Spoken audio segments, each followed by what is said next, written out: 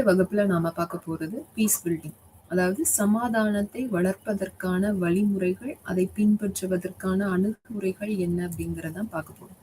இப்ப முதல் அழகுல நாம பார்க்க போறது சமாதானம்னா என்ன, அதனோட முக்கியத்துவம் என்ன, கலாச்சாரம் ரீதியாக அதை நாம் அணுகுவதற்கான அணுகுமுறைகள் என்ன, அதனுடைய எதிர்மறை மற்றும் நேர்மறை விளைவுகள் பற்றி பார்க்க போறோம். இந்த எதிர்மறை நேர்மறை விளைவுகள் அப்படின்னு சொல்லும்போது, சமாதானம் நீங்க கடைபிடிக்கணும், கடைபிடிக்காம விடுறதுனால ஏற்படக்கூடிய நேர்மறையான பாசிட்டிவ் நெகட்டிவ்னு சொல்லுவோம், நேர்மறையான எதிர்மறையான விளைவுகள் சமூக அமைப்பிலும் சரி, நாட்டினுடைய வளர்ச்சியிலும் சரி என்ன மாதிரியான பாதிப்புகளை ஏற்படுத்துது அப்படிங்கிறதும், மேலும் அமைதி அதாவது சமாதானத்திற்கான முறைகளை நாம் எப்படி வகைப்படுத்தலாம், சமாதானத்திற்கான வகைகளை தான் அமைதியின் வகைகள் அப்படின்னு சொல்றோம். அதே போல அது சார்ந்து இருக்கக்கூடிய அமைதிக்கான திட்டங்கள், துணை சர்வதேச அமைதி திட்டங்கள், அமைதியை நிலைநாட்டுவதற்கு நாம் கையாள வேண்டிய வழிமுறைகள் என்ன என்பது குறித்தும், மோதல்களின் அமைப்பு அடிப்படையில் அதிகார பகிர்வின் அடிப்படையிலும் அமைதியை நாம் எப்படி வகைப்படுத்தலாம், அதை எப்படி நாம் புரிந்து கொள்வதற்கான வழிமுறைகள் என்ன அப்படிங்கிறதும், இத நம்ம எல்லா வகைகளிலுமே பார்க்க போறோம். சமூக அமைப்புல, குடும்ப அமைப்பு முறைகள்ல, நாடு அப்படிங்கிறதுல, சர்வதேச அளவுல, தேசம், இந்த எல்லா முறைகளை பற்றியும் பார்க்கும்போது நாம் அதை கையாள வேண்டிய வழிமுறைகள் என்ன, நமக்கு கொடுக்கப்பட்டிருக்கக்கூடிய முறைகள் என்ன அப்படிங்கறத இந்த வகுப்புல பார்க்க போறோம். சோ முதன்மையாக அமைதி அப்படிங்கிறது எங்க தேவைப்படும்? ஃபர்ஸ்ட் சொல்லக்கூடியது இன்னர் பீஸ் அப்படின்னு சொல்லுவோம். அதாவது ஒவ்வொரு தனி மனிதனுக்கும் தன்னுள் அமைதியான சூழ்நிலை அப்படிங்கிறது வேணும். இப்ப அதுக்காக தான் நிறைய நம்ம இந்த ஒர்க் ப்ரெஷர், டென்ஷன் இதெல்லாம் குறைக்கிறதுக்காக யோகா பண்றோம், மெடிடேஷன் பண்றோம், அவுட்டிங் எல்லாம் நிறைய வெளியில போய் நம்மளோட மைண்டை ரிலாக்ஸ் பண்றதுக்கு முயற்சி செய்யும், அமைதிப்படுத்துவதற்கு முயற்சிக்கிறோம். ஸோ அப்ப ஏன் ஒரு தனி மனிதனுடைய அமைதி நிலை அப்படிங்கிறது முக்கியமா? ஏன் முக்கியம் அப்படின்னு சொல்லும்போது, ஒரு தனி மனிதன் தான் குடும்பத்திற்கும் அவனோட பங்களிப்பு கொடுக்குறான், சமூகத்திற்கும் அவனோட பங்களிப்பு கொடுக்குறான், நாட்டுக்கும் தன்னுடைய பங்களிப்பு கொடுக்குறான். அப்போ ஒரு தனி மனிதனுடைய பங்களிப்பு குடும்பத்தில் ஆரம்பிச்சு சர்வதேச அரசியல் வரைக்கும் அதனுடைய பிரதிபலிப்பு இருக்குன்னு சொல்லும்போது, நாம அதற்கு என்ன மாதிரியான முக்கியத்துவம் கொடுக்கணும் அப்படிங்கறத ஃபர்ஸ்ட் விஷயம். சரி, தனி மனிதனுடைய அமைதியும் குடும்பத்தினுடைய அமைதியும் எப்படி சமூகத்தையும் அரசியலையும் சர்வதேச அரசியலையும் எப்படி பாதிக்குது? இப்ப தனி மனிதனாக இருக்கும்போது நான் என்னுடைய குடும்பத்தை அமைதியான சூழ்நிலையிலும் நல்ல வழிமுறைகளை பின்பற்றியும் நான் வழிநடத்தேன். ஒவ்வொரு சமூகமும் அதில் இருக்கக்கூடிய ஒவ்வொரு குடும்பங்களும் அறவழியில் நெறிமுறைகளை பின்பற்றி அதற்கான வழிவகைகளை நடைமுறைப்படுத்தி தன்னுடைய வாழ்வியல் முறைகளை கடைபிடிக்கும் போது இயற்கையாகவே அந்த சமூகம் அப்படிங்கிறது அமைதியான ஒரு சூழலை உருவாக்கும். ஸோ நாம நம்மளுடைய அடுத்த தலைமுறையினருக்கு ஒரு அமைதியான சூழலை உருவாக்கி கொடுக்கும் போது, அந்த சூழலில் வளரும் போது அவர்களினுடைய மனநிலையும் எண்ணங்களும் சிந்தனையும் மேலோங்கியதாக இருக்கும். இப்ப அமைதி அப்படிங்கிறது ஒரு தனி மனுஷன் கிட்ட இருந்தா மட்டும் போதுமா? அந்த அமைதி அப்படிங்கிறது எங்கு எல்லாம் ஆரம்பிக்குது அப்படின்னு சொல்லும்போது, ஒரு சில முக்கியமான நிகழ்வுகள் மட்டும் இங்க கொடுக்கப்பட்டிருக்கு. அதாவது அமைதி, சமாதானம் அப்படிங்கிறது நம்ம ஒரு இடத்துல சண்டை போடுறோம். பொதுவாகவே இந்த சச்சரவுகள் அப்படின்னு சொல்லி வரும்போது, எதனால அந்த சச்சரவுகள் ஏற்படும் அப்படின்னு பார்த்தோம்னா, நீ நான் அப்படிங்கிற போட்டி, உயர்ந்தவன் தாழ்ந்தவன் அப்படிங்கிற நிலை, இல்லாட்டி நமக்குள்ள குடும்ப அமைப்புகள்ல இருக்கக்கூடிய வேறுபாடுகள், சமூக அமைப்பில் இருக்கக்கூடிய வேறுபாடுகள் காரணமாக இந்த சச்சரவுகள் ஏற்படலாம். சோ இந்த சச்சரவுகள் ஏற்படுவதற்கு மிக முக்கிய காரணமாக இன்னொன்னு சொல்லக்கூடியது பொருளாதார ஏற்றத்தாழ்வு அல்லது சாதிய பாகுபாடு. இந்த ரெண்டும் சச்சரவுகள் ஏற்படுவதற்கு முக்கிய காரணமாக முன்வைக்கப்படும். அப்ப இந்த இரு வகையான சச்சரவுகள் ஏற்படுவதற்கான இந்த ரெண்டு காரணிகளையும் நிவர்த்தி செய்யணும் அப்படின்னா, அது ஒரு தனி மனிதனுடைய ஒழுக்கம், வாழ்வியல் நடைமுறைகள் அவனுடைய செயல்பாடுகள் மூலமாக மட்டுமே நம்மளால அதை சரி செய்ய முடியும். சோ ஒரு தனி மனிதன்னு சொல்லும்போது அவன் சார்ந்து இருக்கக்கூடிய கலை, அறிவு, இசை மற்றும் மனித நாகரிகம் இவை எல்லாம் சேர்ந்ததுதான் ஒரு தனி மனிதனுடைய வாழ்வியல் முறைகளாக உருவாகுது. அப்ப இது எல்லாம் சிறப்பா செயல்படணும், சமூகம் வளர்ச்சி அடையணும் அப்படின்னு சொன்னோம்னா அங்கு அமைதியான சூழ்நிலை அப்படிங்கிறது வேணும். இந்த அமைதியான சூழ்நிலையை நாம எப்படி உருவாக்கலாம்? எல்லாருமே சண்டை போட்டுட்டு இருக்காங்க. சோ அந்த அமைதியான சூழ்நிலையை நாம் எப்படி உருவாக்குவது அப்படின்னு சொல்லும்போது முக்கியமாக முன்வைக்கக்கூடிய விஷயம் ஒருத்தருக்கு ஒருத்தர் பரஸ்பர புரிந்து கொள்ளுதல். வேலை செய்யற இடத்துலயோ இல்ல வீட்டிலேயோ விளையாடக்கூடிய இடங்களிலேயோ பொது அமைப்புகள்லயோ எங்க நம்ம போனாலும் நம்மோடு இருக்கக்கூடிய மனிதரை அவரும் சக மனிதர் அப்படிங்கிற புரிதல் வந்துட்டாலே இந்த வேறுபாடுகள் ஏற்றத்தாழ்வுகள் எல்லாம் இருக்காது. சோ இந்த வேறுபாடுகள் ஏற்றத்தாழ்வுகள்லாம் இல்லைன்னா சச்சரவு அப்படிங்கிறது அங்க கிடையாது. சோ சச்சரவு இல்லாத ஒரு சமூகம் அமைதியான சமூக சூழலில் நிலைநிறுத்துவதற்கான வழிமுறையாக வழிவகுக்கும். சோ சமாதானத்தை நாம கடைபிடிக்கணும் அப்படின்னா மனிதர்களுக்கு இடையே அல்லது மக்களுக்கு இடையே கருத்து பரிமாற்றம் அப்படிங்கிறது நேர்மறையான விளைவுகளை ஏற்படுத்தக்கூடிய வகையில் இருக்கு. எண்ணங்கள், சிந்தனைகள், செயல்பாடுகள், நம்மளுடைய கருத்துக்களை நம்மோடு இருக்கக்கூடிய அல்லது நம்மோடு பணிபுரியக்கூடிய சேர்ந்து பயணிக்கக்கூடிய நபர்களோடு நாம் எப்படி பகிர்ந்து கொள்றோம் அப்படிங்கிறது இங்க மிக முக்கியமான இடத்தை பிடிக்குது. சர்வதேச அளவுல இதை நம்ம அமைதியை பத்தி பேசுறோம், அமைதி நிலைநாட்டுறதை பத்தி பேசுறோம், சச்சரவுகளை பத்தி பேசுறோம் அப்படின்னு சொன்னோம்னா சர்வதேச அளவுல ஜனநாயகம் அப்படிங்கிறது ஒவ்வொரு இடத்திலையும் நிலைத்து இருக்க வேண்டிய கலாச்சாரமாக கருதப்படுது. உலக அளவில் விரும்பப்படும் ஜனநாயகத்துடன் நெருக்கமாக இணைக்கப்பட்டுள்ள அரசியலில் இறுதி இலக்கு என்ன அப்படின்னு பார்த்தோம்னா அமைதி. இந்த அமைதியை எப்படி நம்ம டிஃபைன் பண்ணலாம், வரையறை செய்யலாம்? அமைதி அப்படிங்கிறது என்ன? இப்போ ஒரு சன்னியாசி கிட்ட போய் கேட்டோம் அப்படின்னா அமைதி அப்படின்னா என்னன்னு கேட்டோம்னா அவருடைய விளக்கம் எல்லாமே ரிலீஜியஸா இருக்கும், மதம் சார்ந்ததா இருக்கும். இறைவனை சென்றடைவதுதான் அமைதி நிலை, முக்தி நிலை. நம்ம அமைதியா உட்கார்ந்து தியானம் பண்ணி இறைவனை அடைகிறது அப்படின்னு சொல்லலாம். ஒரு தனி மனிதனை, நார்மல் ஹியூமன் பீயிங்க கேட்டோம் அப்படின்னா அவர் என்ன சொல்வாரு? எந்தவித டிஸ்டர்பன்ஸும் இல்லாம நிம்மதியா என்னுடைய லைஃபை நான் லீட் பண்றதுதான் எனக்கு அமைதி அப்படின்னு சொல்லுவாரு. இதே இது ஒரு பொலிட்டீஷியனை கேட்டா என்ன சொல்லுவாங்க? நாட்டிலையும் நாட்டு மக்களும் அண்டை நாடுகளோடு எந்த விதமான சண்டை சச்சரவும் இல்லாம நட்புறவோடு சுமூகமான வாழ்வியல் முறைகளை கடைபிடிக்கிறது அமைதின்னு சொல்லுவாங்க. அப்ப அமைதி அப்படிங்கிறது நிசப்தமா இருக்கிறது, சத்தமே இல்லாம இருக்கிறது, அதுதான் அமைதி அப்படிங்கிறது. எப்படி வரையறை செய்யறாங்க அப்படின்னா அது ஒவ்வொருத்தரினுடைய எண்ணங்களும் சிந்தனைகளுக்கும் ஏற்ப அவர்களினுடைய நிலைப்பாடுகளுக்கு ஏற்ப மாறுபடுது. அப்ப அமைதி அப்படிங்கிறத இப்படிதான், இதுதான் அமைதி அப்படின்னு சொல்லி 2 வரியில நம்மளால வரையறை செய்ய முடியாது. அதற்கு ஒவ்வொருத்தரும் ஒவ்வொரு விதமான விளக்க உரைகள் கொடுத்திருக்காங்க. சோ பொதுவா பார்த்தோம் அப்படின்னா தன்னிலை உணர்ந்து அமைதியை அடைந்து நிம்மதியான வாழ்வியலை அடையணும் அப்படிங்கிறதா இது அமைதி அப்படிங்கிறது.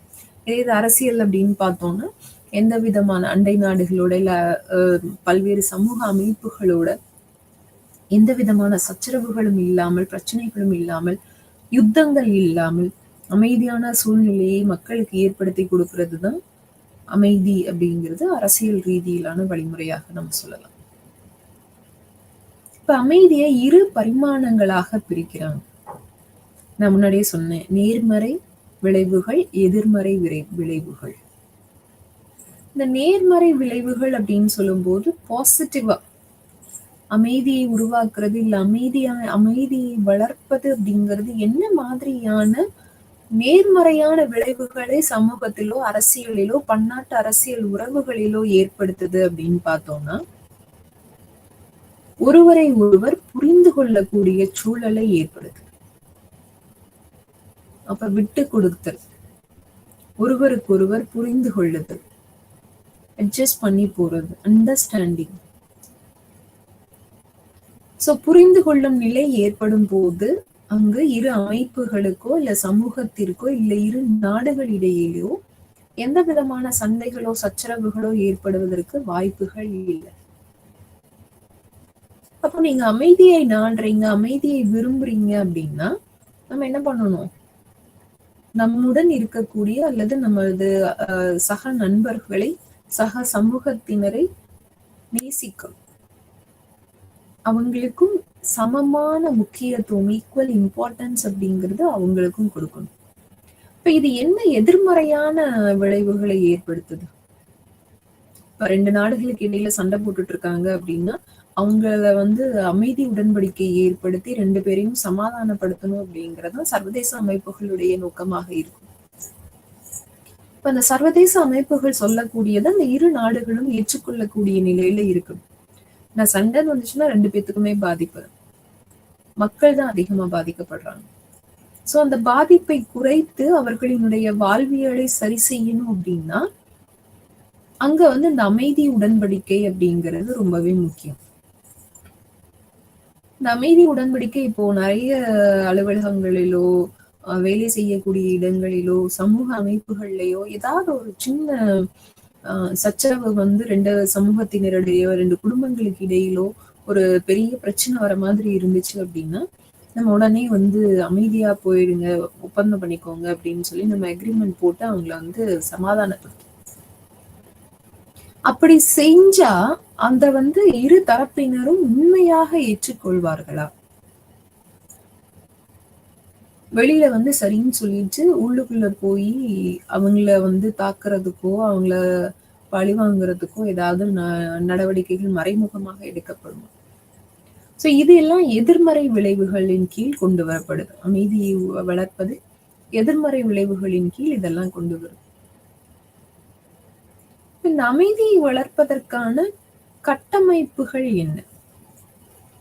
கட்டமைப்புன்னு சொல்லும் போது நம்ம பேசிக்கா இன்ஃப்ராஸ்ட்ரக்சர் அப்படின்னு சொல்லுவோம், உட்கட்டமைப்பு அப்படின்னு சொல்லுவோம். இந்த உட்கட்டமைப்பு அப்படின்னா சொல்லக்கூடியது, அதாவது இப்போ அமைதியை வளர்க்கணும்னு சொல்லி 2 பேத்துக்கு நடுவுல ஒருத்தர் சமாதானப்படுத்துறாங்க அப்படின்னு சொன்னா அவங்க சொல்லக்கூடியதை இரு தரப்பினரும் ஏற்றுக்கொள்ளக்கூடிய வகையில் இருக்கணும். ஒருத்தருக்கு ஆதரவாகவும் இன்னொருத்தருக்கு எதிராகவும் நாம அந்த இடத்துல பேசக்கூடாது. அப்படி பேசணும்னா அது சரியான கட்டமைப்பாக இருக்காது. சோ அப்படி சொல்லும் போது இந்த அமைதி அப்படிங்கிறது சமூக அமைப்பிலேயோ ஒரு தனி நபரினுடைய வாழ்வியலிலேயோ ஏற்படக்கூடிய சச்சரவுகளை சரி செய்வதற்கான ஒரு ஊன்றுகோலாக இது திகழுது. இப்ப இதனுடைய வகைப்பாடுகள் அப்படின்னு நம்ம சொல்றோம். அமைதியை வகைகளாக பிரிக்கிறாங்க. நம்ம ஏற்கனவே சொன்னோம், எதிர்மறை நேர்மறை அமைப்புகள் மூலமாக ஏற்படக்கூடியது என்ன அப்படின்னு. அமைதி அப்படிங்கிறது ஒரு தனி நபர்களால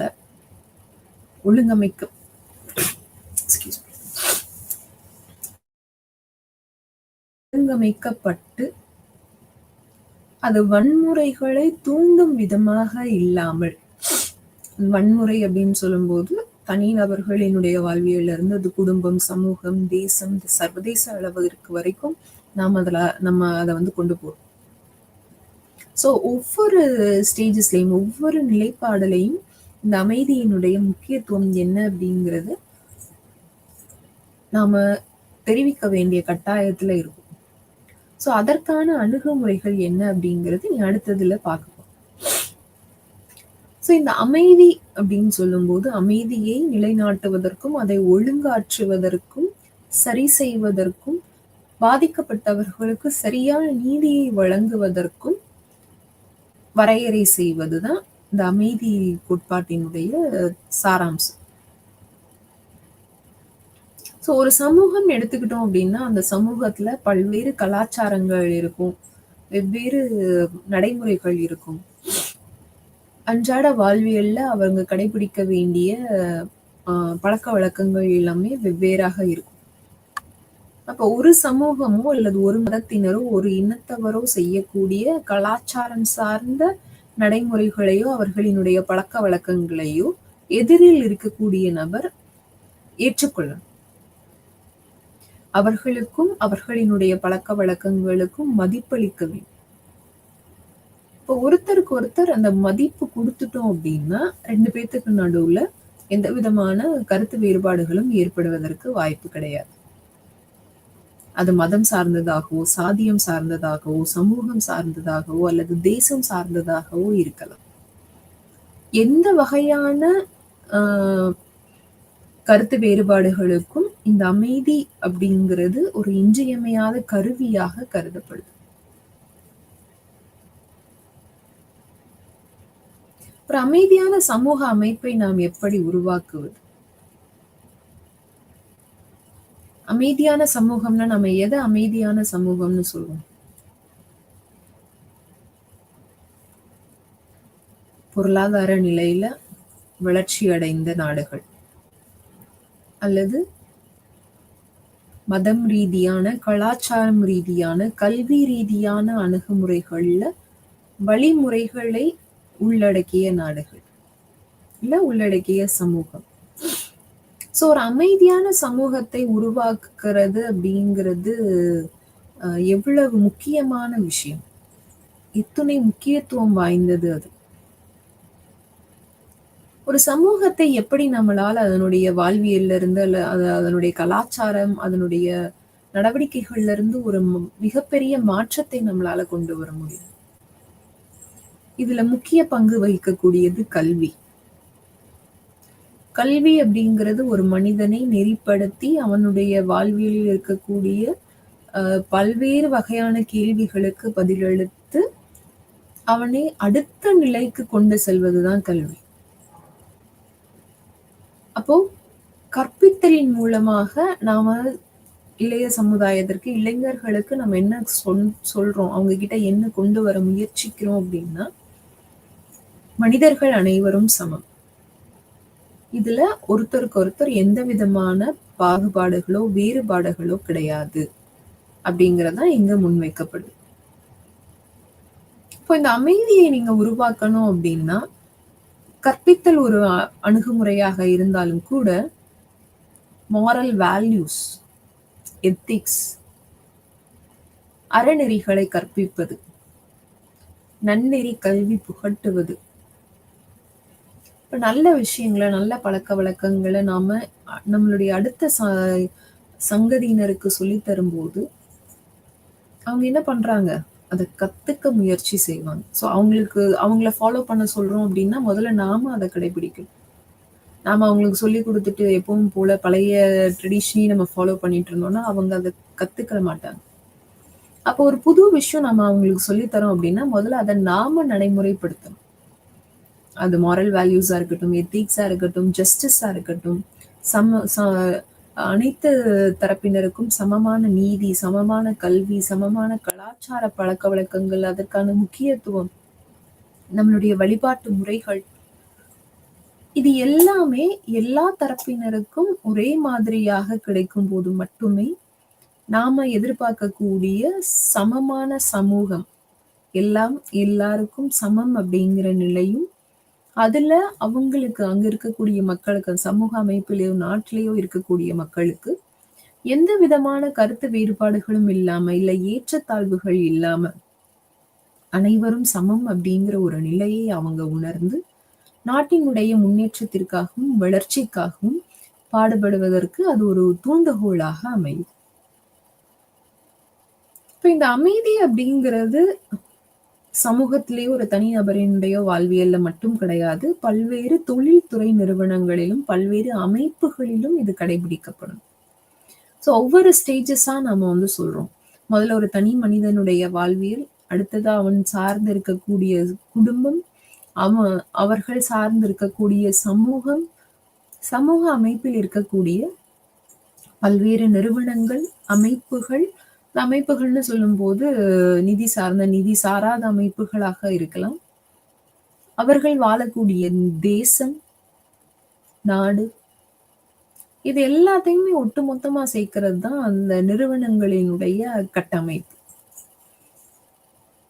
அப்போ ஒரு மனிதன் தன்னுடைய வாழ்வியல்ல தன்னோட குடும்பத்த பத்தி, தன்னுடைய சமூகத்த பத்தி யோசிக்கிறான் அப்படின்னா, தான் இருக்கக்கூடிய இல்ல தான் பணி செய்யக்கூடிய அமைப்பு, சமூகம் இது எல்லாத்த பத்தியும் அவங்க வந்து யோசிக்கணும். அதுல பல்வேறு விதமான அமைப்புகள் வந்து நம்ம ஒவ்வொரு நாளும் பார்த்துட்டு வரோம்.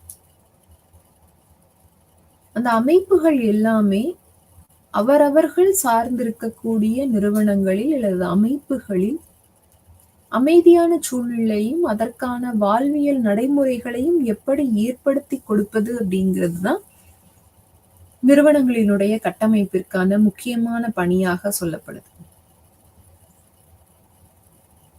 இப்ப இந்த அமைதியை வளர்க்கணும், இல்ல அமைதியான சூழலை ஏற்படுத்தணும் அப்படின்னா, என்ன மாதிரியான சூழ்நிலையில் இந்த அமைதிக்கு முக்கியத்துவம் கொடுக்கப்படுது? நம்ம முன்னாடியே சொன்னோம். இரு மனிதர்களுக்கு இடையே அல்லது இரு நாடுகளுக்கு இடையே கருத்து வேறுபாடுகள் வரும்போது, சண்டை சச்சரவுகள் வரும்போது, நாம வந்து அதை சரி செய்யணும் அப்படின்னு சொல்லி முயற்சிக்கிறோம். சோ அதை சரி செய்யும் போது அதற்கான சரியான வழிமுறைகள் என்ன அப்படின்னு பார்க்கும்போதுதான் இந்த அமைதி ஒப்பந்தம் அல்லது அமைதியை வளர்ப்பதற்கான நிலைகள் அப்படிங்கிறது முன்னெடுக்கப்படுது. இப்ப என்ன மாதிரியான சூழ்நிலைகளில் இந்த வன்முறை செயல்கள் அதிகரிப்பதற்கான வாய்ப்புகள் இருக்கு? வன்முறை எப்போல்லாம் அதிகரிக்கும்?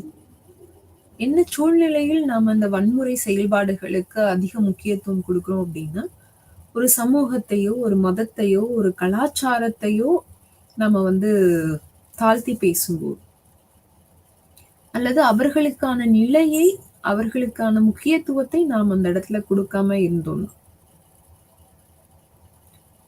சோ இந்த அமைப்புகளின் மூலமாக கொண்டு வரப்படக்கூடிய அமைதி சூழ்நிலை அப்படிங்கிறது அங்க இருக்கக்கூடிய மனிதர்களின் வாழ்வியலில் நேர்மறையான மாற்றங்களை ஏற்படுத்துவதற்கான வழிமுறைகளை கையாள வேண்டும்.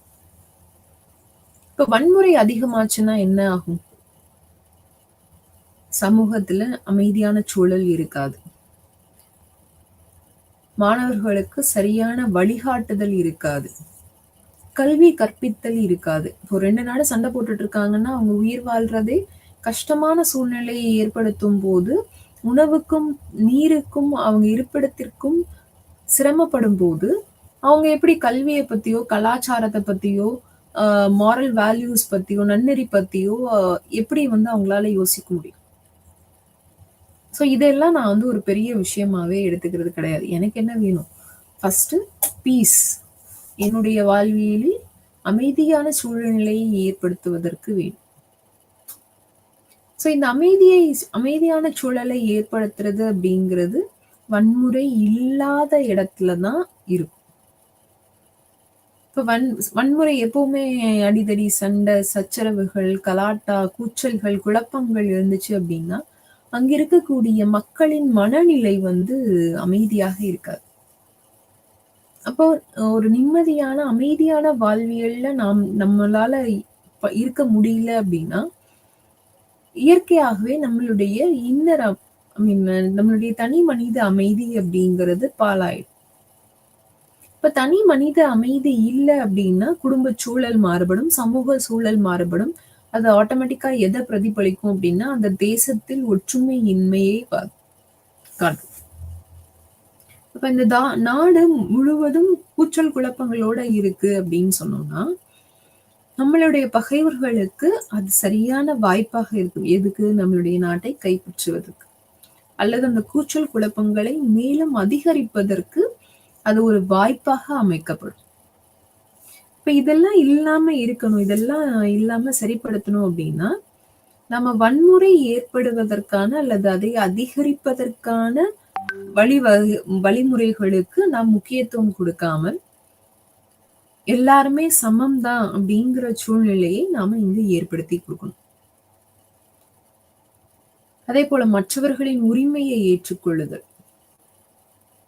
இவ்வளவு நேரம் அதுதான் சொல்லிட்டு இருக்கோம். Mutual concern. நம்மோடு இருக்கக்கூடிய மனிதர்களை மனிதர்களாக மதிப்பது, அவர்களை மனிதர்களாக வழிநடத்துவது மட்டுமே இந்த அமைதி சூழ்நிலையை ஏற்படுத்துவதற்கான ஒரே முக்கியமான காரணி.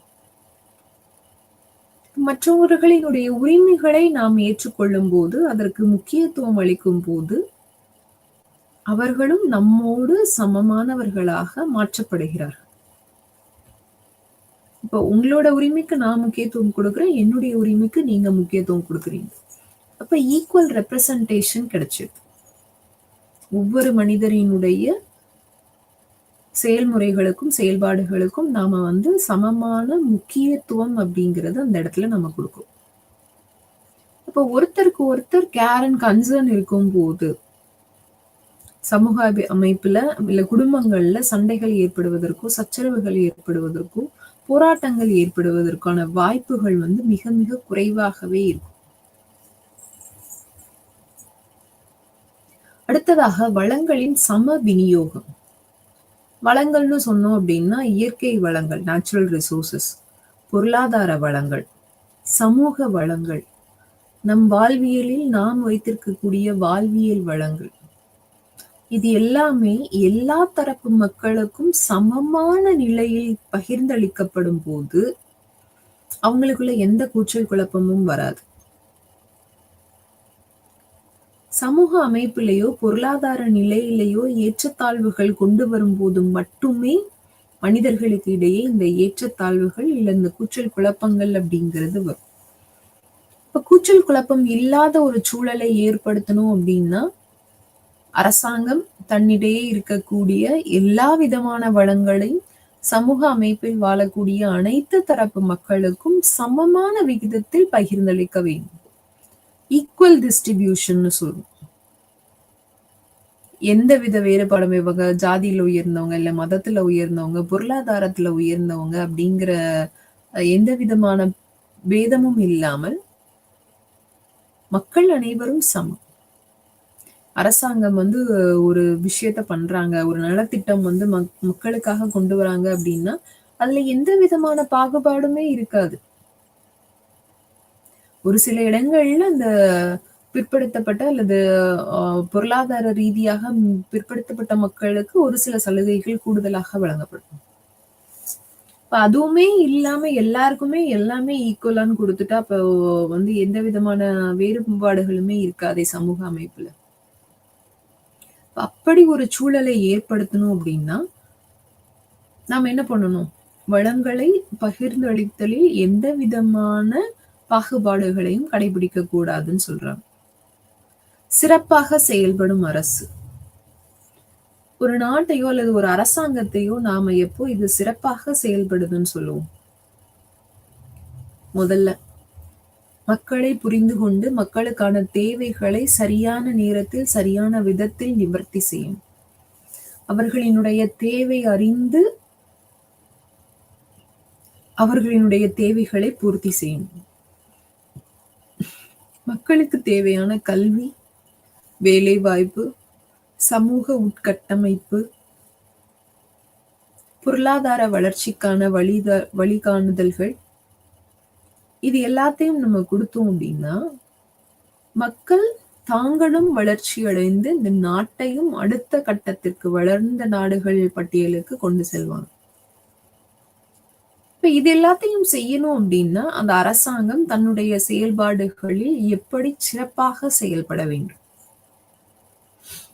இப்போ கல்வியை வளர்க்கறதுக்கு இப்போ உள்ள அரசாங்கங்கள் எல்லாமே அதிகமான முக்கியத்துவம் கொடுக்குறாங்க. ஏன்? கல்விதான் ஒரு மனிதனினுடைய அடிப்படை வாழ்வியலையே மாற்றி அமைக்கக்கூடிய ஒரு காரணம். படிக்கிறதுனால வேலை கிடைக்கும், வேலை வாய்ப்பை ஏற்படுத்தும் அப்படிங்கிறது அது இன்னொரு பக்கம். பட் நாம கற்கக்கூடிய கல்வி நம்மளை ஒரு மனிதனை மனிதனாக நெறிப்படுத்துவதற்கான முக்கியமான ஆயுதமாக இருக்கு. இப்ப கல்வி ஒரு மனிதனை திறம்பட செயல்பட தூண்டுது அப்படின்னா அவர்களினுடைய செயல்பாடுகள் மூலமாக கொண்டு வரக்கூடிய விஷயங்கள் எல்லாமே அந்த அரசிற்கு சாதகமான விளைவுகளை ஏற்படுத்தும். இப்போ ஒரு அரசாங்கம் தன்னுடைய செயல்பாடுகள் எல்லாமே பாசிட்டிவாவே போயிட்டு இருக்கு அப்படின்னா அவங்களுடைய உட்கட்டமைப்புகள் எல்லாமே மக்களினுடைய வளர்ச்சியை நோக்கியதாக இருக்கும். ஸோ அப்ப சிறப்பாக செயல்படக்கூடிய அரசாங்கம் இருந்துச்சு அப்படின்னா, அந்த நாட்ல அந்த சமூக அமைப்புல அமைதியான சூழல் அப்படிங்கிறது இயற்கையாகவே செயல்படுவதற்கு அதிகமான வாய்ப்புகள் உண்டு. உறவுகளை உருவாக்குகிறது. நம்ம வந்து அரசாங்கம்னு சொல்லுவோம். அதாவது எல்லாமே நவீனமயமாக்கப்பட்ட, இயந்திரமயமாக்கப்பட்ட அரசாங்க நடவடிக்கைகள், அரசாங்க இயந்திரங்கள்னு சொல்லலாம். ஸோ நாம நமக்குள்ள இருக்கக்கூடிய உறவுகளை வளர்த்துக் கொள்ளுவதற்கு எந்த மாதிரியான கருவிகளை கையாள்றோம்? இப்பல்லாம் பசங்க எல்லாம் படிச்சுட்டு வந்து எனக்கு நல்ல எஜுகேஷன் இருக்கு, இங்க வேலைவாய்ப்பு இல்லன்னு சொல்லிட்டு ஃபாரினுக்கு போயிடுறாங்க. அப்ப அங்க இருந்து தன்னுடைய உறவுகளோடு, தன்னுடைய சமூக அமைப்புகளோடு தொடர்பு கொள்ளணும் அப்டின்னா, அவங்களுக்கு இந்த நவீன வசதிகள் எல்லாமே வந்து தேவைப்படுது. இந்த நவீன வசதிகளை ஏற்படுத்தி தருவதில் இன்றைய அரசாங்கங்கள் முனைப்புடன் செயல்படுறாங்க. கிராமப்புற பகுதிகள்ல இருந்து நகர்ப்புற பகுதிகள் வரைக்கும் அனைத்து தரப்பு மக்களுக்கும் இந்த சேவைகள் எல்லாமே நவீனமயமாக்கப்பட்ட சேவைகள் எல்லாமே சென்றடையணும் அப்படிங்கிறது அவங்களுடைய இலக்காக கொண்டு அவங்க செயல்பட்டுட்டு இருக்காங்க. குடும்ப அமைப்புல நம்ம அமைதியில சமூகத்தில் அமைதியான சூழல் இருக்கணும் அப்படின்னா, பக்கத்து வீட்டாருடன், அண்டை வீட்டாருடன் நல்ல உறவை மேற்கொள்ள வேண்டும். பொதுவா கிராமங்கள்ல பழமொழி சொல்லுவாங்க. யார பகைச்சுக்கிட்டாலும் பக்கத்து வீட்டுக்காரன பகைச்சுக்க கூடாது.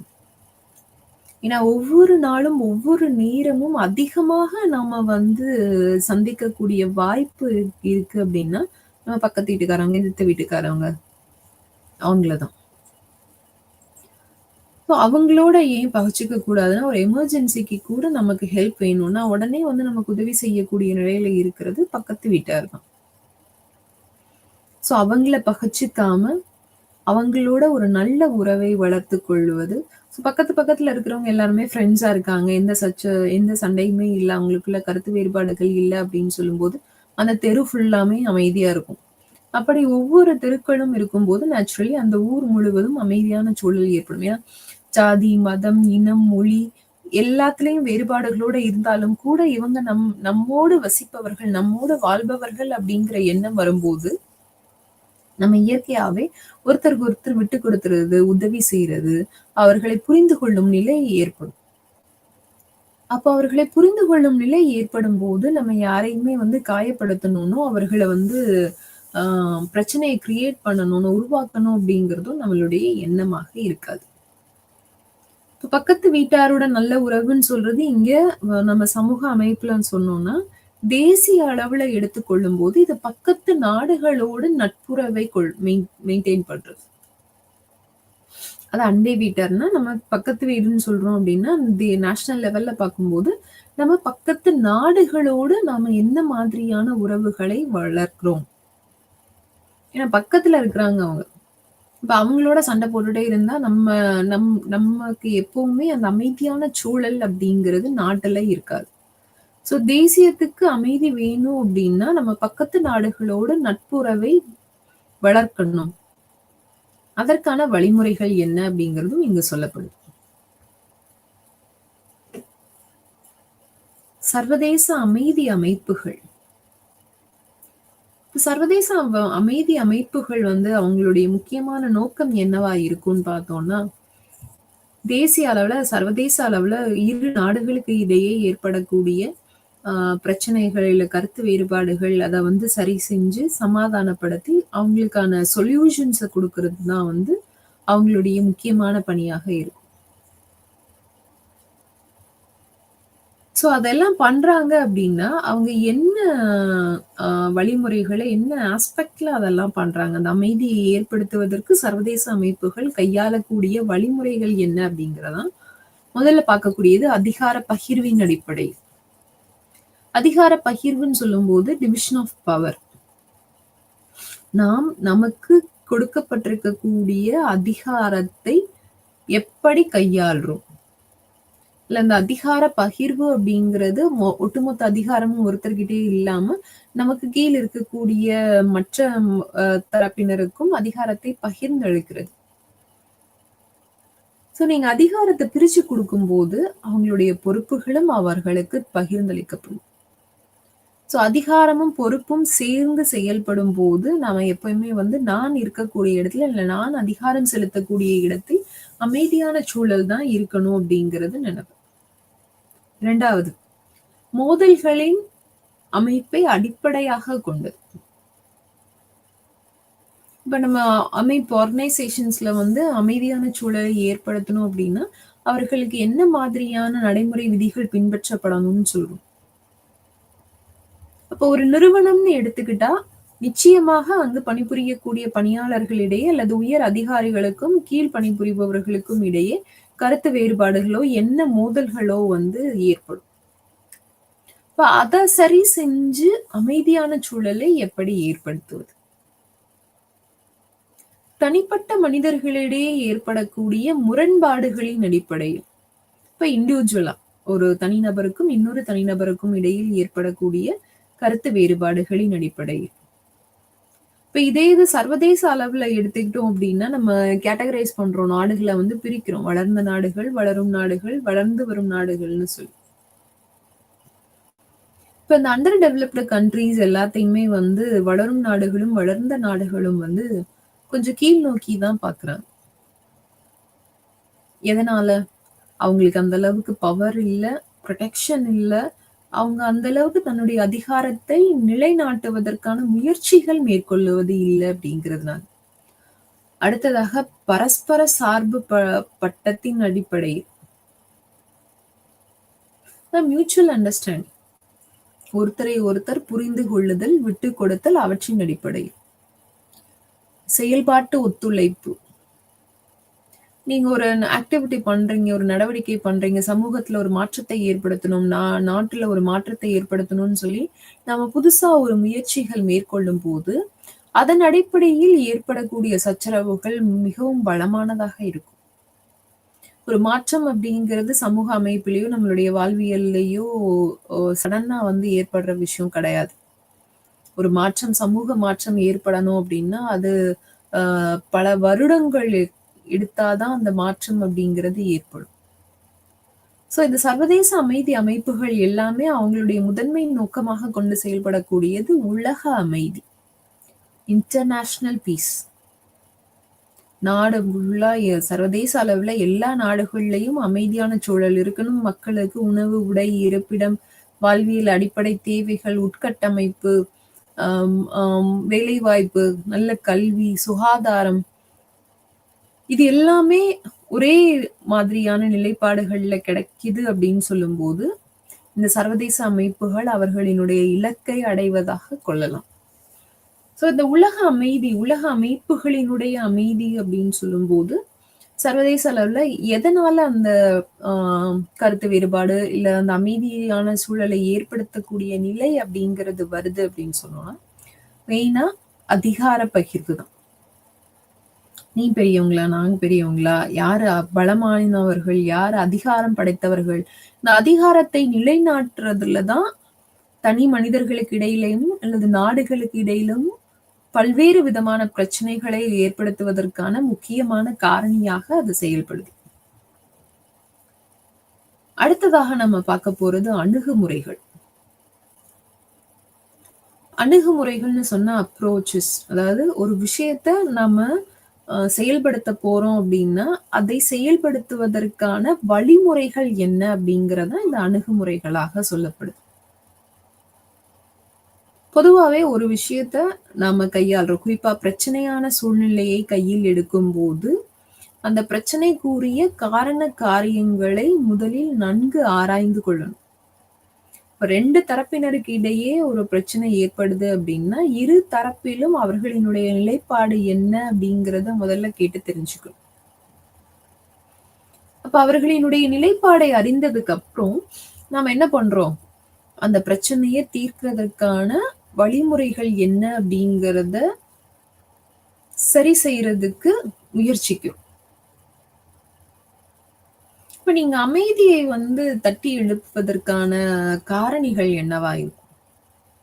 ஏன் பீஸ் அமைதி அப்படிங்கிறது ஏன் நாட்டிலேயோ, சமூகத்திலேயோ, குடும்பத்திலேயோ வேணும் அப்படின்னு சொன்னா, ஏன் வேணும்னு நம்ம சொல்லுவோம்? அமைதிக்கு ஏன் நாம இவ்ளோ முக்கியத்துவம் குடுக்கணும்? தனி மனித அமைதி இல்லைன்னா குடும்பம் இல்லை, சமூகம் இல்லை, தேசம் இல்லைன்னு எல்லாமே சொல்லலாம். இப்போ ஒரு தனி மனிதனுடைய அமைதியற்ற நிலை சமூக அமைப்பிலோ குடும்பத்திலோ பல்வேறு பாதிப்புகளை ஏற்படுத்துவதற்கான வழிவகைகளை செய்யும்.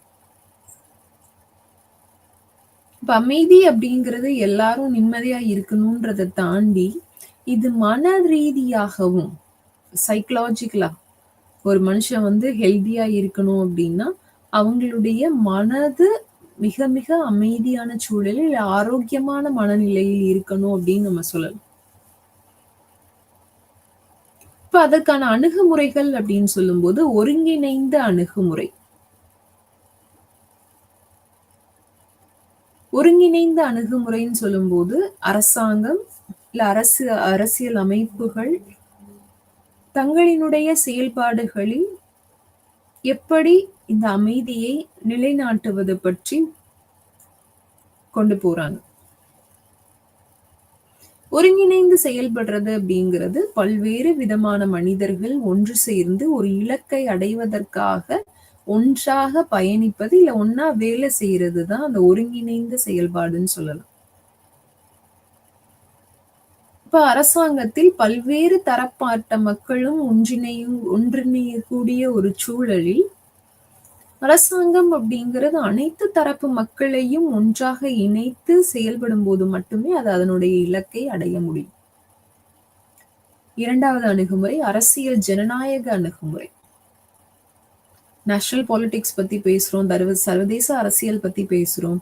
இந்த அரசியல் எல்லாமே வந்து மக்களாட்சி ஜனநாயக அணுகுமுறைன்னு சொல்லும்போது டெமோக்ராட்டிக் ஃபார்ம் ஆஃப் கவர்மெண்ட் தான். மக்களாட்சியின்படி மக்களுக்கு முக்கியத்துவம் அளிக்கப்படும் போது எந்த முறையான அணுகுமுறைகளிலும் மக்களினுடைய பிரச்சனைகளுக்கும் அவர்களினுடைய எண்ணங்களுக்கும் நாம முக்கியத்துவம் கொடுத்து ஒரு செயல்பாட்டை செய்கிறோம் அப்படின்னா அது மக்களிடையே மிகப்பெரிய அளவில் வெற்றியடையும். ஏன்னா அந்த செயல்பாடுகள் எல்லாமே மக்களினுடைய அவர்களின் எண்ணங்களினுடைய பிரதிபலிப்பாகத்தான் அங்கு கொண்டு செல்லப்படும். அமைதி மற்றும் நீதி அணுகுமுறை. அமைதியா இல்லைன்னா என்ன ஆகும்? நிறைய சண்டை சச்சரவுகள் ஏற்படும், கருத்து வேறுபாடுகள் ஏற்படும், யுத்தங்கள் அதிகமாக நடக்கும். அதன் மூலமாக இழப்புகள் நிறைய நேரிடும். இப்போ ஒருத்தருக்கு ஒருத்தர் இஷ்யூஸ் பிரச்சனைகள் வந்து அதிகரிச்சுக்கிட்டே போகும். சோ அந்த பிரச்சனைகளுக்கெல்லாம் தீர்வை நாம எங்க தேடி செல்றோம் அப்படின்னா நீதித்துறையில தான் தேடி செல்றோம். அப்ப அரசாங்கம் பொதுவாவே எல்லா அரசாங்கங்களிலும் நீதித்துறை அப்படிங்கிறது தன்னிச்சையாக செயல்படக்கூடிய ஒரு அமைப்பாக நாம சொல்றோம். இப்ப நீதித்துறையினுடைய செயல்பாடுகளில் எந்த விதமான பின்னடைவும் இல்லாமல் அவர்கள் சுயமாக செயல்படுவதற்கு அது ஒரு மிக முக்கிய வாய்ப்பாக இந்த அமைதி சூழல் ஏற்படுத்தி தருது. மறுசீரமைப்பு மற்றும் உருமாற்ற அணுகுமுறை. இந்த மறுசீரமைப்பு அப்படின்னு சொல்லும்போது 2 நாடுகளுக்கு இடையில சண்டை போட்டா நிறைய கட்டமைப்புகள் வந்து இழப்பு ஏற்படும். நிறைய கிராமங்களே இல்லாம போயிருது, வீடுகள் இழந்து, அலுவலகங்கள் இழந்து, போக்குவரத்துக்கான பாதிப்புகள் எல்லா விதத்திலையுமே வந்து நம்ம பாதிக்கப்படும். இப்ப இந்த மறுசீரமைப்பு அப்படிங்கிறது இரு நாடுகளுக்கு இடையில இரு சமூகத்திற்கிடையே ஏற்படக்கூடிய யுத்தங்களின் மூலமாக ஏற்படக்கூடிய பாதிப்புகள் மட்டுமல்ல, மன ரீதியாகவும் ஒரு மனிதனுக்கு அவனுடைய வாழ்வியல் பிரச்சனைகள் சார்ந்து ஏற்படக்கூடிய பாதிப்புகளையும் மறுசீரமைப்பு செய்வதை இது குறிக்கும். இப்ப மன அமைதி வேணும் அப்படின்னா நாம வந்து சைக்காலஜிஸ்ட வந்து தேடிப்போம். எனக்கு சைக்கலாஜிக்கலா இந்த ப்ராப்ளம் இருக்கு, மன ரீதியா இந்த பிரச்சனை இருக்கு, இதை எப்படி சரி செய்வதுன்னு எனக்கு தெரியல அப்படின்னு சொல்லும்போது அவங்க நம்மளுடைய பிரச்சனையை அடையாளம் கண்டு அதற்கான தீர்வுகளை நமக்கு சஜஸ்ட் பண்ணுவாங்க. அந்த வழிமுறைகளை நாம கடைபிடிக்கும் போது நமக்கான பிரச்சனைகளுக்கு தீர்வை ஏற்படுத்துவதற்கு அது ஒரு காரணியாக செயல்படலாம். அடுத்ததாக இப்ப நம்ம சமூக அமைப்பையோ பொருளாதார நிலையவோ வந்து பிரிக்கும் போது மேல்நிலை, இடைநிலை, கடைநிலைன்னு சொல்லி 3 பிரிவுகளாக பிரிப்போம். இப்ப இந்த மேல்தட்டு மக்கள் அப்படின்னு சொன்னோம்னா, பொருளாதார நிலையில வசதியானவங்க, இல்ல அரசியல்வாதிகள், அரசியல் நிலையில அதிகாரம் படைத்தவர்கள், உயர் அதிகாரத்தில் உள்ளவர்கள்னு சொல்லலாம். நடுத்தர வர்க்கத்தினர்ன்னு சொல்லும்போது மிடில் கிளாஸ். சோ உயர் அதிகாரிகளுக்கும், கீழ்நிலை பணியாளர்களுக்கும் இடையில் பணிபுரியக்கூடியவர்கள். அது அலுவலகங்களிலாக இருக்கட்டும், இல்ல அரசியல் அமைப்புகளாக இருக்கட்டும். சோ இவங்க 3 நடுத்தர ஐ மீன் கடைநிலைன்னு சொல்லும் அணுகுமுறைன்னு சொல்லும்போது, கடைநிலை பணியாளர்கள், இல்ல அரசியல பொறுத்தளவுக்கு மக்கள் வந்து கடைசில கடைநிலை பணியாளர்களாக கருதப்படுறாங்க. சோ இப்படி எல்லா நிலைகளிலும் 3 வகைகளாக பிரிக்கக்கூடிய மக்களினுடைய வாழ்வியல் முறைகளை ஒன்றிணைப்பது தான் வந்து மேல் நடுத்தர அணுகுமுறை. சிவில் சமூகம், சிவில் சொசைட்டி, அதனுடைய உருமாற்றத்திற்கு நாம் அளிக்கக்கூடிய முக்கியத்துவம். சோ சிவில் சமூகம்னு சொல்லும்போது குடிமைப் பணிகளுக்கு அதிகமான முக்கியத்துவம் கொடுக்கக்கூடியது. சோ குடிமைப் பணிகள்னு சொன்னோம்னா, மக்களினுடைய அன்றாட வாழ்வியல் தேவைகளை பூர்த்தி செய்வதற்கான வசதிகள். ரோடு, தண்ணி, லைட்டு, காற்றோட்டமான இடவசதி. இது எல்லாத்தையுமே சமூக அமைப்புல இருந்து இப்போ அரசியல் ரீதியா சொல்லணும் அப்படின்னா, உள்ளாட்சி அரசாங்கங்கள், மாநில அரசாங்கங்கள், மாவட்ட தேசிய அரசாங்கம்னு சர்வதேச அளவுல வரைக்கும் நம்ம பிரிக்கலாம். சோ ஒவ்வொரு நிலையிலும் அவர்களுக்கென்று அளிக்கப்படக்கூடிய உரிமைகளும், அதிகாரங்களும் தன்னிச்சையாக அவர்களால் கையெடுக்கப்படும் போது மட்டுமே, அதாவது செயல்படுத்தும் போது மட்டுமே அவர்களினுடைய இலக்கை அவர்களால் அடைய முடியும். இறுதியாக பெண்ணிய அணுகுமுறை. இப்ப விமன் எம்பவர்மெண்ட், பெண் முக்கியத்துவம் பத்தி எல்லாம் இப்போ ரீசென்ட் டைம்ஸ்ல நம்ம நிறையவே வந்து சமூகங்கள்ல வந்து நிறைய பேசும். இந்த பெண்களுக்கு சம உரிமை அப்படிங்கறத மீறி பெண் இடங்களில் எல்லாரையும் விட மேலோங்கி செயல்படக்கூடிய நிலையும் நம்மளால பார்க்க முடியும். இப்ப இந்த பெண்ணிய அணுகுமுறை அப்படின்னு சொல்லும்போது அதுக்கு ஏன் நம்ம இந்த இடத்துல முக்கியத்துவம் கொடுக்குறோம் அப்படின்னா, ஜென்ரலாவே நம்மள வந்து மேல் டாமினேட்டட் சொசைட்டி அப்படின்னு சொல்லுவோம். ஆண் ஆதிக்க சமூகம் அப்படின்னு சொல்லுவோம். சோ ஒரு ஆண் ஆதிக்க சமூகமாக இருந்த சமூக அமைப்புகள் இன்று பெண்ணியம் பற்றி பேசும்போதும், பெண்களுக்கான முக்கியத்துவம், சம உரிமை, வேலைவாய்ப்பு, கல்வி இதெல்லாம் கொடுக்கும்போது, அந்த பெண்ணிய அணுகுமுறை அப்படிங்கிறது மக்களினுடைய வாழ்வில் ஆணுக்கு பெண் சரிநிகர் சமம் அப்படிங்கிற ஒரு சூழலை ஏற்படுத்தி கொடுக்குது. இன்னொன்னு, சமாதானம் அப்படிங்கிறது ஒரு ஷார்ட் பீரியட்ல ஐ மீன் குறுகிய காலத்துல நடக்கக்கூடியது கிடையாது. அது எவ்வளவு நாள் எடுக்கும், எத்தனை மாசங்கள் எடுக்கும், எத்தனை வருடங்கள் எடுக்கும் அப்படிங்கறத நம்மளால சொல்லவே முடியாது. இன்னைக்கும் பல்வேறு நாடுகளில் சமூகம் சார்ந்து, இனம் சார்ந்து, சர்வதேச அளவுல ஒவ்வொரு நாட்டிற்கும் இன்னொரு நாட்டிற்கும் டெரிட்டரி, நம்மளுடைய எல்லை பகுதிகள் சார்ந்த பிரச்சனைகள் வெவ்வேறு நாடுகள்லையும் வெவ்வேறு விதமாக இன்றளவும் முன்னெடுத்து சொல்லப்படுது. அந்த பிரச்சனைகள் எல்லாத்தையுமே இன்றளவும் சரி செய்வதற்கு யுஎன்ஓ வந்து முயற்சி மேற்கொண்டுகிட்டே தான் இருக்காங்க. அப்ப அவங்களுடைய விடாமுயற்சி என்றைக்காவது ஒரு நாள் அவர்களுக்கு பலனளிக்கும் அப்படிங்கிற ஒரு நம்பிக்கையில் அவர்கள் முயற்சியை மேற்கொண்டு கொண்டே இருக்காங்க. சோ இந்த முயற்சித்தல், அந்த முயற்சியை வடிவமைக்கிறது, அதற்கான கடின உழைப்பு அப்படிங்கிறது இந்த சமாதானத்தை அல்லது அமைதியான சூழலை ஏற்படுத்தி தருவதில் மிக முக்கிய பங்கு வகிக்குது. இப்ப இதுக்கு முன்னாடி வரைக்கும் நம்ம பல்வேறு அணுகுமுறைகள் சொல்றோம். அமைதியை நிலைநாட்டுவதற்கு, செயல்படுத்துவதற்கு பல்வேறு அணுகுமுறைகள் சொல்றோம்.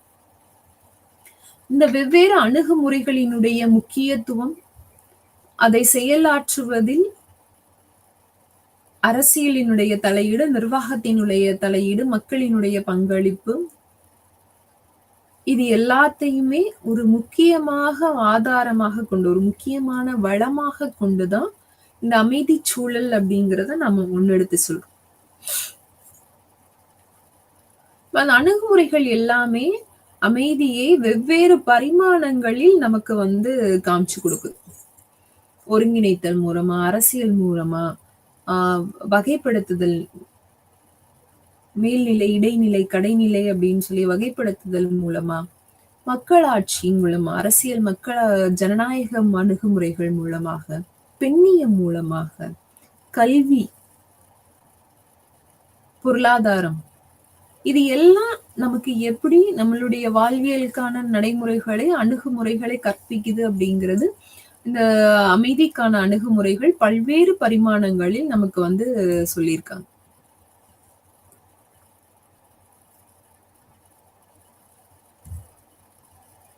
இறுதியாக, மோதலுக்கு பிந்தைய மறுசீரமைப்பு மற்றும் மறுவாழ்வு. சண்டை போடுறாங்க. அத வந்து சமாதானப்படுத்துறதுக்கு இந்த பீஸ் பில்டிங் வந்து சமாதான முயற்சிகள் மேற்கொள்றாங்க. அதற்கான அணுகுமுறைகள் என்னென்ன விதமான அணுகுமுறைகள் எல்லாம் கையாளப்படுது அப்படிங்கிறது பார்த்தோம். ஒருவேளை அந்த சூழலில் சமாதானம் மேற்கொள்ளப்பட்டுச்சு அப்படின்னா, அந்த மோதலுக்கு பிறகு சீரமைக்கப்பட வேண்டிய அடிப்படை தேவைகள் மறுசீரமைப்பு அப்படின்னு சொன்னா நம்ம ஏற்கனவே சொன்ன மாதிரி உட்கட்டமைப்பு அல்லது இன்ஃப்ராஸ்ட்ரக்சர் டெவலப் பண்றதுன்னு சொல்லலாம். அதே போல மக்களினுடைய மறுவாழ்வு. ஏன்னா அதிகமா வந்து மனதளவுல பாதிக்கப்படுறது வந்து இந்த யுத்தங்கள் மூலமாக மக்களினுடைய வாழ்வியல் முறைகள், அன்றாட தேவைகள் அதிக அளவில் பாதிக்கப்படும். இப்ப அதை சரி செய்வதற்கான வழிமுறைகளாக இவர்கள் கையாளக்கூடிய விஷயங்கள் என்ன அப்படிங்கிறது. இப்ப சண்டை போடுறாங்க, மோதல் ஏற்படுது அப்படின்னா, இப்ப மன்னர் காலத்துல இருந்து இப்போ வரைக்கும் அதிகமாக பெரும்பான்மையான இடங்களில் மோதல்களோ, சச்சரவுகளோ ஏற்படுவதற்கான முக்கிய காரணி வந்து அதிகாரத்தை கைப்பற்றுவது. அல்லது தன்னுடைய நிலைப்பாட்டை உறுதிப்படுத்துவதுன்னு சொல்லலாம். இப்ப இந்த அதிகாரத்தை நிலைநாட்டுவதற்காக நாம என்னெல்லாம் செய்றோம்? எவ்வளவு பேரை வேணாலும் பலி கொடுக்கலாம், எத்தனை இழப்புகளை வேணாலும் தாங்கிக் கொள்ளலாம், பொருளாதார பின்னடைவை நம்ம சரி செஞ்சுக்கலாம், சமூகத்தை இழக்கிறதுக்கு கூட நாம வந்து தயாராயிரும். அப்போ மோதல் நடந்துச்சு, யுத்தங்கள், சச்சரவுகள் நடந்துச்சு அப்படின்னா, அதுக்கப்புறம் முதல்ல நாம சரி செய்ய வேண்டியது கட்டுமான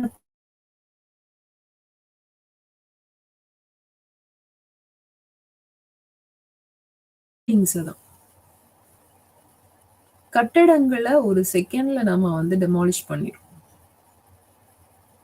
சோ அப்ப அதை எப்படி ரெனோவேட் பண்றது? அதை எப்படி மறுசீரமைப்பு செஞ்சு மக்கள் வாழ்வதற்கான வாழ்வியல் இடமாக எப்படி மாற்றுவது அப்படிங்கிறது மறுசீரமைப்புல மிகப்பெரிய பிரச்சனையாக ஒவ்வொரு நாடும், ஒவ்வொரு அரசியல் தலைவர்களும் எதிர்கொள்ளக்கூடிய முக்கிய பிரச்சனை. இன்ஃப்ராஸ்ட்ரக்சர் ஏற்படுத்தி கொடுத்துட்டா போதுமா? மக்களினுடைய வாழ்வியல் முறை என்னவாகும்? இந்த மறுவாழ்வு அப்படிங்கிறது பொதுவா வந்து இந்த ரீஅடிக்ஷன் சென்டர்ஸ் வந்து நம்ம இந்த போதை அந்த மாதிரி ட்ரக் அடிக்ஷனுக்காக தான் பார்த்துட்டு இங்க நிறைய இழப்புகளையும், ரத்தங்களையும், யுத்தங்களையும் பார்த்த மனிதர்கள் மனதளவுல ரொம்பவே வந்து பாதிக்கப்பட்டிருப்பாங்க.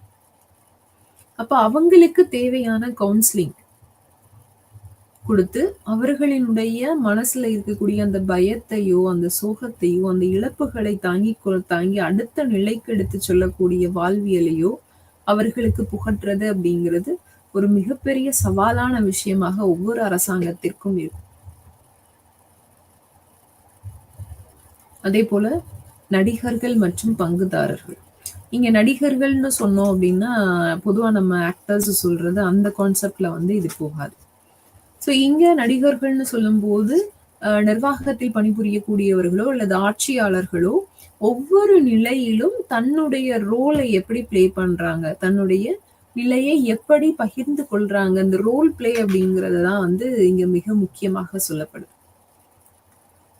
இப்போ ஒரு அரசாங்கத்தினுடைய செயல்பாடை நான் சரி செய்யணும் அப்படின்னா ஒரு ஆட்சியாளராக, ஒரு நிர்வாகியாக என்னுடைய பணி என்ன?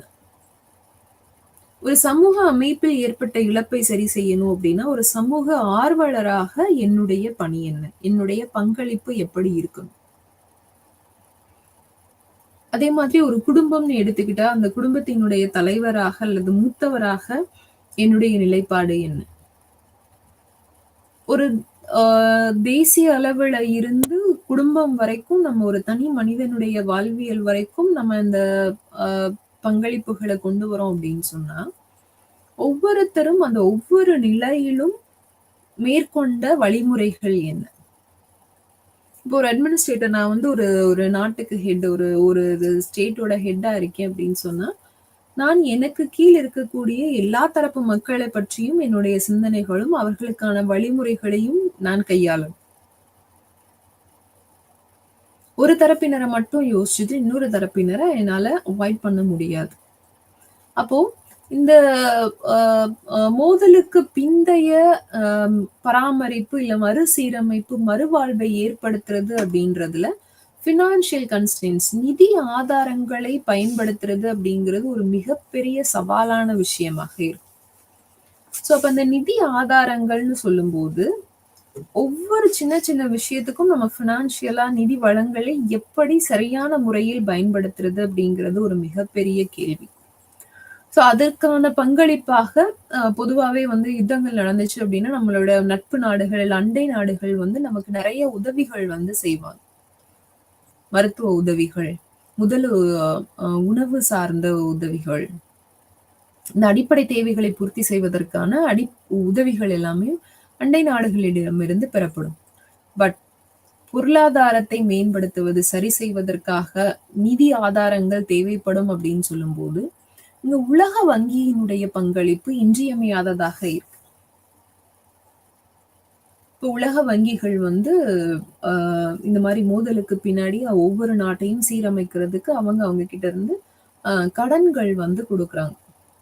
அத வாங்கி நம்ம நாட்டினுடைய சீரமைப்பை, அதாவது கட்டமைப்பை சீரமைச்சுட்டு, பொருளாதாரத்தை வளர்ப்பதற்கான வழிமுறைகளை கையாண்டு, அதன் மூலமாக நம்ம நாட்டை வளர்ச்சி பாதையில் கொண்டு செல்றது அப்படிங்கிறது ஒவ்வொரு நாட்டினுடைய தலைமைக்கும் மிகப்பெரிய சவாலான விஷயம். ஸோ இதுல உலக வங்கிகளோட சேர்ந்து ஆசிய அபிவிருத்தி வங்கிகளும், ஆப்பிரிக்க வளர்ச்சி வங்கிகளும் ஒரு இழப்பு ஏற்பட்ட அல்லது யுத்தங்களை சந்தித்த நாடுகளுக்கு நிதி வளங்களை வழங்குவதில் முக்கிய பங்கு வகிக்குது. இப்ப அதுக்கு உதாரணமாக சொல்லப்பட்டிருக்கக்கூடிய விஷயம் தான் வந்து இலங்கை தமிழர்களுடைய பிரச்சனை. ஸோ இன்றளவும் அது நடந்து கொண்டிருக்கக்கூடிய விஷயம் தான். அத சரி செய்யறதுக்கு அமைதி சூழலை ஏற்படுத்துவதற்கு யுஎன்ஓ வந்து இன்னமும் முயற்சி செஞ்சுக்கிட்டு தான் இருக்காங்க. ஆனாலும் கூட அவர்களால் அதை முன்னெடுத்து செல்ல முடியல. காரணம் என்ன அப்படின்னா, இந்த பிரச்சனைகள் எல்லாம் சரி செய்யணும் அப்படின்னா, அதுல அவங்களுக்கு நெறைய உட்கட்டமைப்பு முரண்பாடுகள் அதிகமாகவே இருக்கு. மறுசீரமைப்பு பணிகள் செய்யணும். மோதலுக்கு பிந்தைய மறுசீரமைப்பு பணிகள்னு சொல்லும்போது, பொதுவாவே வன்முறை முடிஞ்சதுக்கு அப்புறம், அந்த அவசர நிலையில நம்ம வந்து எல்லாருக்குமே வந்து ஃபர்ஸ்ட் எய்ட் பண்றது, மருத்துவ ரீதியான உதவிகள் செய்றது, இது எல்லாத்தையுமே நம்ம வந்து அதீதமான நம்பிக்கையோட, உதவும் எண்ணத்தோட நம்ம வந்து செய்றோம். இது சர்வதேச அளவிலும், தேசிய அளவிலும் ஒரு சமூக அமைப்பு இயற்கையாகவே அதனுடைய நிர்வாக செயல்பாடுகளில் கொண்டு செல்லக்கூடிய விஷயமாக கொள்ளப்படுது. மாற்றம். இப்ப மாற்றம் அப்படிங்கிறது நம்ம தனி மனிதர்கிட்ட இருந்து வரணும்னு சொல்றோம். அதே மாதிரி சட்டப்பூர்வமாகவும், சட்ட ரீதியாகவும் அரசாங்கம் தன்னுடைய நிலைப்பாட்டை அல்லது இந்த அமைதி சூழலை ஏற்படுத்துவதற்கான வழிமுறைகளை மக்களுக்கு எப்படியெல்லாம் கொண்டு செல்றது, அதற்கான வழிகாட்டு நெறிமுறைகள் என்ன அப்படிங்கிறத செயல்படுத்துறதுல இன்னும் கொஞ்சம் சில மாற்றங்களை செஞ்சு அது கடினமாக்கும் போது மக்கள் அதை பின்பற்றுவதற்கு முயற்சி செய்வாங்க. ஸோ இப்போ இந்த மாற்றம் வந்து மக்களினுடைய வாழ்வியல்ல ஏற்படுத்தக்கூடிய மாற்றமாகவும் இருக்கும். அதே போல அவர்களினுடைய பொருளாதாரத்தை மறுசீரமைத்து அதில் ஏற்படுத்தக்கூடிய மாற்றங்களாகவும் கொண்டு செல்லப்படும். ஸோ இறுதியா நம்ம என்ன சொல்லலாம் அப்படின்னா, அந்த நிலைப்புத்தன்மை, வளர்ச்சிக்கான காலம், இல்ல வளர்ச்சி நிலையை அடையிறது அப்படிங்கிறது ஒவ்வொரு சமூகத்திற்கும் இன்றியமையாத விஷயம். அத நாம மோதல் ஏற்பட்டதுக்கு அப்புறமோ, சமூக சீரமைப்புகள் ஏற்படுத்தப்பட்டதுக்கு அப்புறமாகவோ, குறிப்பா நம்ம இன்டர்நேஷனல் லெவல்ல சர்வதேச அளவுல இரு நாடுகளுக்கு இடையில் ஏற்படக்கூடிய சச்சரவுகளுக்கு பிறகு இந்த மறுசீரமைப்பு செய்யப்படும்போது, சர்வதேச நிலை அளவுல அமைதியை ஏற்படுத்துறது அப்படிங்கிறது, ஒவ்வொரு சர்வதேச அமைதியை நிலைநிறுத்தும் அமைப்புகளுக்கும் இன்றியமையாத செயல்பாடாக இருக்கு. இப்போ ஓவராலாவே அமைதி அப்படிங்கிறது தனி மனிதனில் ஆரம்பிச்சு சமூகம், நாடு, சர்வதேச அளவுல வரைக்கும் எல்லா நிலைகளிலும் நாம பின்பற்ற வேண்டிய அடிப்படையான விதியாகத்தான் முன்னெடுத்து வைக்கப்படுது. ஸோ அமைதியான சூழல் இருந்துச்சு அப்படின்னா, அந்த நாடு பொருளாதார ரீதியாகவும், சமூக அமைப்பு ரீதியாகவும், கலாச்சார ரீதியாகவும் நாம எல்லா நிலைகளிலும் வளர்ச்சி அடையலாம் அப்படிங்கிறது அவர்களினுடைய நிலைப்பாடாக இருக்கு. நன்றி.